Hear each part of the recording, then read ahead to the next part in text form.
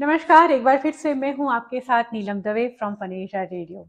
जैसे कि आप जानते हैं कि फनेशा radio bringing the community together, ये हमारा मकसद है, ये हमारा उद्देश्य है कि आपके लिए हम कुछ inspiring personalities, very encouraging personalities and positive thoughts लाए यहाँ पे इस प्लेटफॉर्म पे। और आज मेरा सद्भाग्य है, डालस फोर्ट वर्थ का सद्भाग्य है, डीएफडब्ल्यू हिंदू टेम्पल का सद्भाग्य है कि हमारे साथ जुड़ी हुई है अर्चना दीदी। अर्चना दीदी, ये नाम कौन नहीं जानता, आध्यात्म की दुनिया में ध्यान गुरु के नाम से जानी हुई अर्चना दीदी, जिनकी पर्सनालिटी से सिर्फ और सिर्फ प्रेम और करुणा हम देख सकते हैं।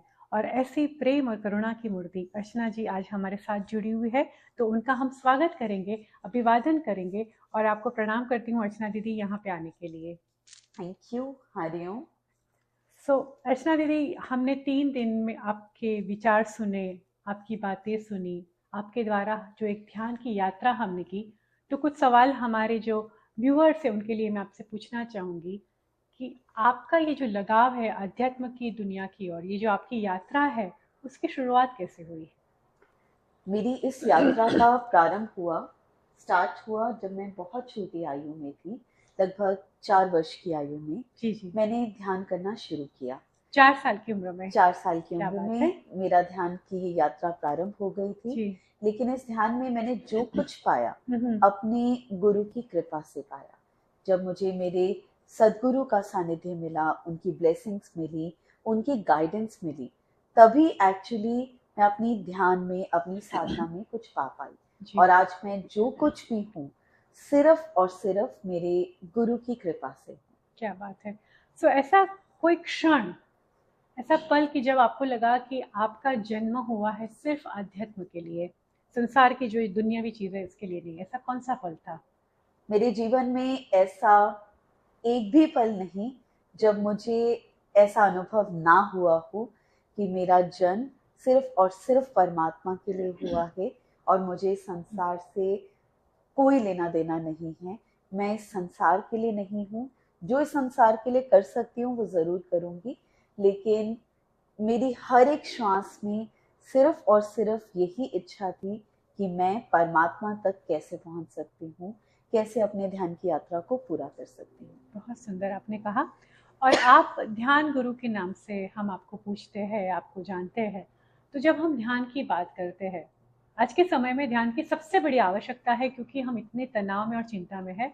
But at the same time it is very difficult ध्यान में बैठना, अपने मन को ध्यान में एकत्रित करना, केंद्रित करना। तो ये दो जो कॉन्ट्रास्ट है, उसे कैसे दीदी हम जीत पाए? ध्यान में जाना सबसे पहले मुश्किल है ही नहीं। जैसे हम रोज रात को नींद में जाते हैं जी और यूनिवर्सल पावर से जुड़ते हैं, जी जी ठीक वैसे ही हम ध्यान में जाते हैं और जी। उस यूनिवर्सल पावर से खुद को कनेक्ट करते हैं।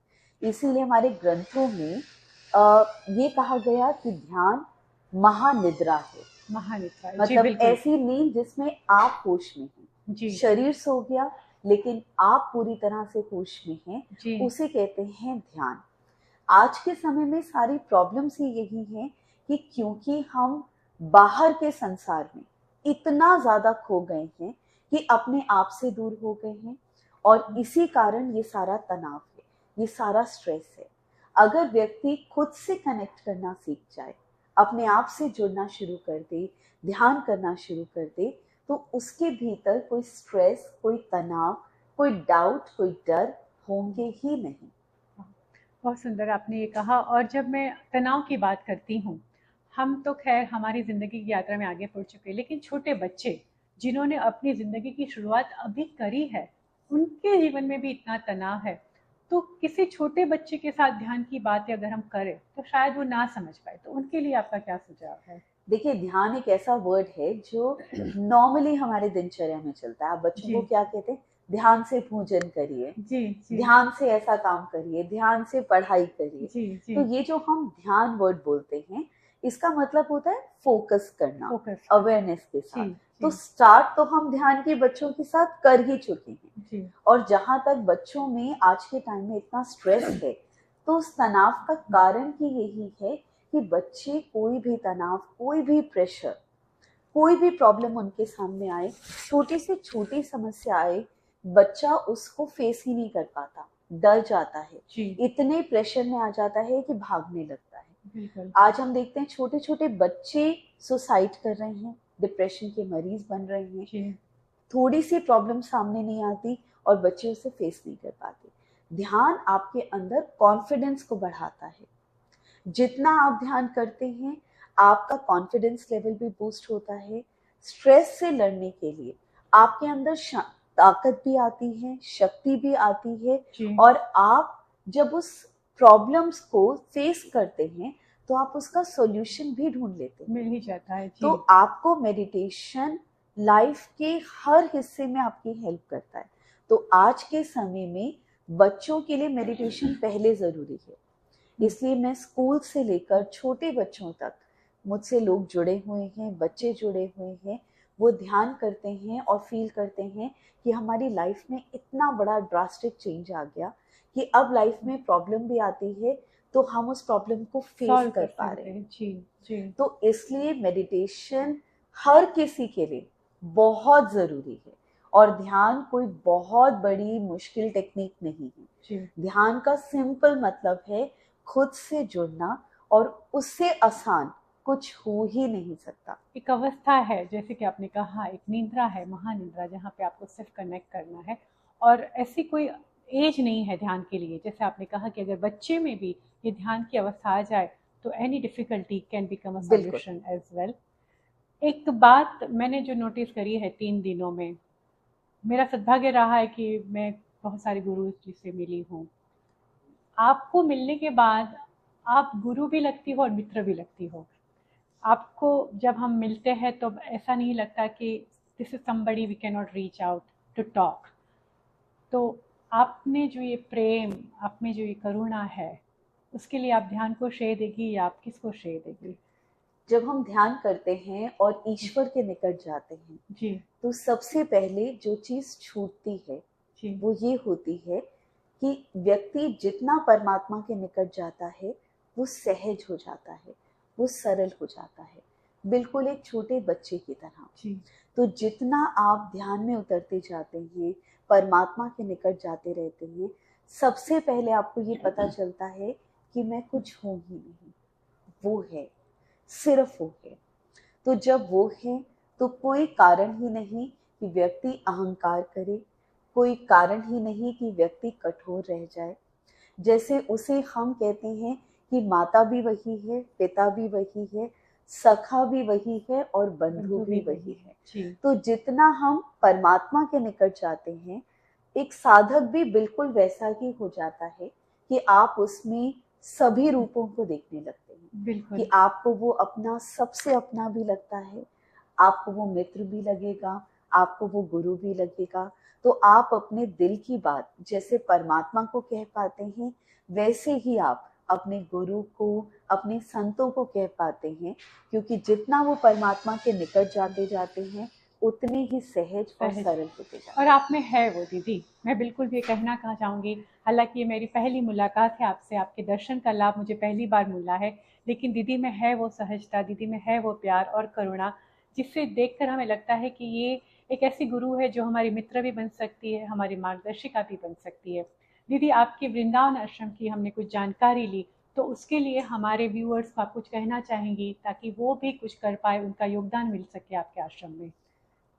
संत और सदगुरु परमात्मा तक साधना करके पहुंचते हैं। उन्हें अपने भीतर भी उसके दर्शन होते हैं और बाहर भी दर्शन होते हैं।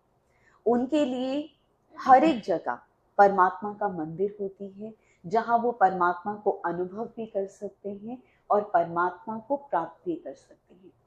परंतु एक साधारण मनुष्य के लिए ये संभव नहीं होता।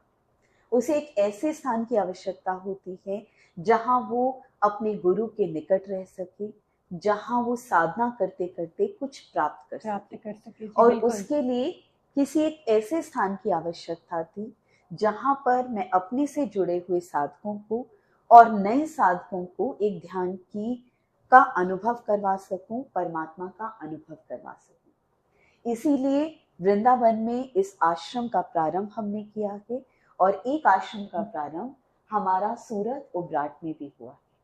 ये स्थान इसीलिए है ताकि यहाँ आकर नए साधक परमात्मा के उस अनुभव को प्राप्त कर सकें। जी। इस स्थान पर भव्य मंदिर भी बनेगा, ध्यान केंद्र भी बनेगा, संस्कृति केंद्र भी बनेगा, जहाँ पर बच्चे अपनी संस्कृति से जुड़ पाएंगे। यहीं पर एक गौशाला का कार्यक्रम भी रखा है, गौशाला का निर्माण भी होगा। यहाँ पर बहुत से लोगों के लिए बहुत से कार्य सेवा के भी किए जाएंगे, ताकि आप बाहर भी सुखी हो सके, बाहर भी सेवा कर सके और भीतर भी उसका अनुभव कर सके। तो इसका पूरे प्रोजेक्ट पर हमारा कार्य चल रहा है और मैं आप सभी को आमंत्रित करना चाहूंगी, क्योंकि ये कार्य किसी एक व्यक्ति का नहीं है, ये कार्य उस परमात्मा का है और उसके लिए सभी आमंत्रित हैं कि सभी उसमें सहयोग दें और परमात्मा के इस कार्य को पूरा करें। बहुत सुंदर आपने बात करी। जैसे कि दीदी ने आज कहा था आज के सेशन में कि ईश्वर अगर कहीं है तो सिर्फ आपके आत्मा में है, आपके अंदर है। हमें सिर्फ वो अंदर की खोज करनी है ध्यान से। और दीदी जैसे हमारे जब गुरु हो तो ध्यान की यात्रा और भी सरल हो जाती है। जैसे आपने सुना, आप बिल्कुल आपका योगदान भी कर सकते हैं इस आश्रम के लिए, जहाँ पे आपको ना ही सिर्फ बाहरी आनंद मिलेगा लेकिन आंतरिक शक्ति भी मिलेगी और आंतरिक आनंद भी मिलेगा। इसी बात के साथ दीदी आखिर में आप कुछ हमारे फनेशा व्यूअर्स के लिए, डैलस फोर्ट वर्थ के लिए कुछ कहना चाहेंगी या हमारे व्यूअर्स के लिए कुछ संदेशा देना चाहेगी क्या? मैं आप सभी को इतना ही संदेश देना चाहूंगी कि व्यक्ति जहां से जुड़ता है, जिसे हम कहते हैं सत्संग, अर्थात आप जिसका भी संग करते हैं उसका रंग आप पे जरूर चढ़ता है। अगर आप सत्य का संग करते हैं, अच्छी बातों का संग करते हैं, तो आप पर वही रंग चढ़ेगा।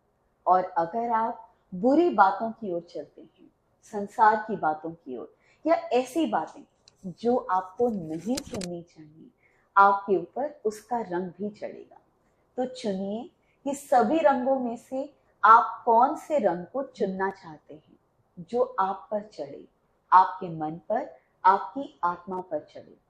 उसी रंग को चुनिए, उसी का संग कीजिए और आप देखेंगे कि वही रंग आपके मन पर, आपकी आत्मा पर चढ़ने लगा। इसलिए सदैव अच्छी चीजों को सुनिए, अच्छी बातों को सुनिए, जानिए और उसी रंग को अपने ऊपर चढ़ाइए। बहुत सुंदर दीदी ने कहा, अध्यात्म का रंग। और हम भी यही आशा रखते हैं कि दीदी जैसे गुरु हमारे जीवन में आए और हमें अध्यात्म का रंग दे, ताकि इस संग से हमारा रंग कभी भी ना उतरे और हम भी ध्यान की यात्रा में बहुत आगे निकले, ताकि हमें भी परमात्मा की खोज हमारी भी पूर्ण हो। इसी बात के साथ दीदी एक बार फिर से आपका धन्यवाद करना चाहूँगी, डैलस फोर्ट वर्थ की तरफ से आपका धन्यवाद करना चाहूँगी आपकी यात्रा के लिए। आपकी आगे की यात्रा सुखमय हो, आपकी आगे की यात्रा हमें जैसे लाभ मिला ऐसे बहुत सारे डिवोटीज को लाभ मिले। इसी प्रार्थना के साथ, इसी आशा के साथ दीदी मैं आपसे अनुमति लूंगी। Thank you so much for joining us today. Thank you so much. नमस्ते। धन्यवाद।